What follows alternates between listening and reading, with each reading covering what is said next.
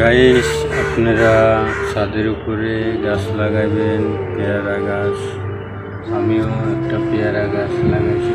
এই গাছটা অনেক কষ্ট করে উঠাইছি গোবর মাটি দিয়ে। তো আপনারা কমেন্ট করবেন আমার সাথে, কে কেমন গাছ লাগাইছেন, কি সার দিছেন, কি চর্চায় করতেছেন আপনারা আমাকে একটু কমেন্টে জানাবেন। আমি নতুন, এখন আমার পেজটা ফলো করে দিবেন। নতুন পেজ আপনারাও আমাকে সাপোর্ট করবেন, আমিও আপনাদেরকে সাপোর্ট করব। গাইছি গাছটা আমি অনেক কষ্ট করে উঠেছি। এই যে আমার গাছে পেয়ারা আসছে, দেখেন পেয়ারা ধরতেছে। এই যে একটা অনেক বড় হয়েছে, এই যে পেয়ারা দেখেন গাইস। প্রত্যেকদিন এর মাটিটা একটু গোড়ার মাটিটা জর্জরা করে দিই, গোবর দিয়েছি, পানি দিই 3 বেলা, সকালে একবার, বিকেলে একবার, রাত্রে একবার। তো আপনারাও এইভাবে গাছ যত্ন করবেন। ফল দিব বা বাজার থেকে আর কিনে খাওয়া লাগবে না।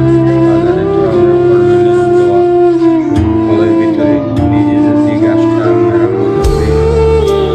ভালো করে লাগায় সার দিয়ে যদি নিজে ফল ধরাইতে পারেন, এই সার। এই যে দেখেন আমি গাছগুলো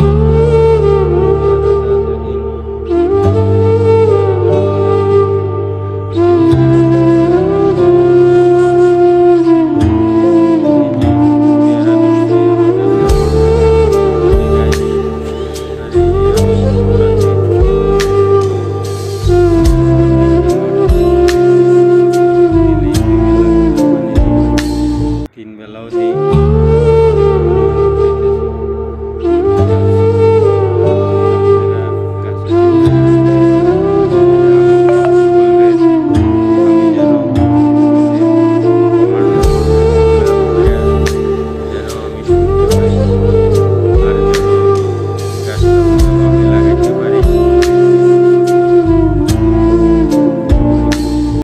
বন্ধুরা, আপনারা দেখেন আমি আস্তে আস্তে গাছ লাগাইতেছি সাথে।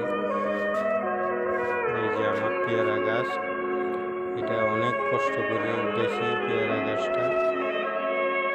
পেয়ারা গাছটা আমি 250 টাকা দিয়ে কিনছিলাম, অনেক ছোট।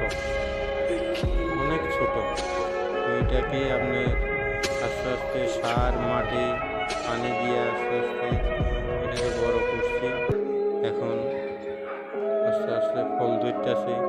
তো আপনারা ওইভাবে আমার মতন করেন, আর আমার একটু কমেন্ট করে জানাইন আপনারা কে কেমন কী গাছ লাগাইতেছেন। আমিও আপনাদেরকে আরও গাছ সামনে লাগাবো। প্রত্যেক ভিডিওতে একটা করে ভিডিও আপনাদেরকে দিতে চেষ্টা করব। আপনারাও আমার মতন লাগান, আর আপনারাও আমার একটু কমেন্ট করিয়ে, একটু শেয়ার করিয়ে। আমিও আপনাদেরকে শেয়ার করব, কমেন্ট করব।